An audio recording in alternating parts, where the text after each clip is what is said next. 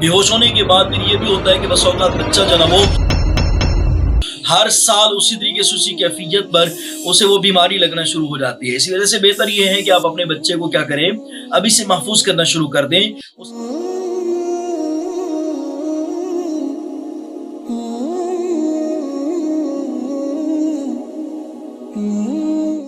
आजकल गर्मी शदीद है, हमारे बच्चे पसीने में नहाए हुए होते हैं।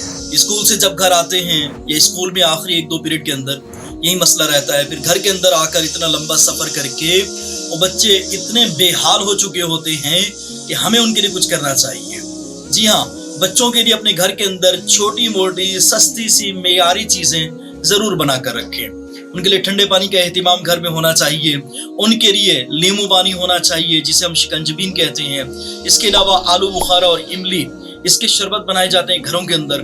उसका आप खास ख्याल रखें कि जो चीज़ आपकी हैसियत और फुर्सत के मुताबिक है उसे घर के अंदर ज़रूर बनवाएं, ताकि हमारे बच्चे जब स्कूल से घर आएं या वैसे आम दिनों के अंदर दोपहर को उन्हें गर्मी लगे या रात को किसी पहर उन्हें गर्मी लगे तो हमारे घर के अंदर इस तरह के मशरूबात होने चाहिए, इस तरह की चीज़ें होनी चाहिए ताकि बच्चों को उन्हें पीकर इस्तेमाल करके अच्छा महसूस हो। याद रखिए, जिगर की गर्मी, मैदे की गर्मी, पेट के मामला ये इस तरह कभी कभी बढ़ जाते हैं कि बस औकात बच्चा जो है ना वो नीम गशी में आ जाता है, बेहोश हो जाता है।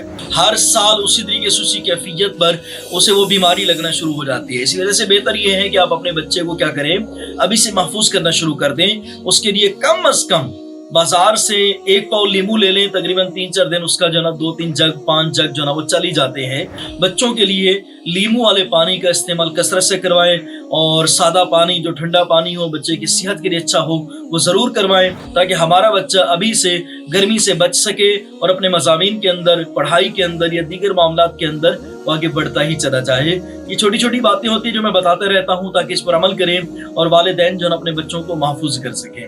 जज़ाकल्लाह, अल्लाह हाफिज़।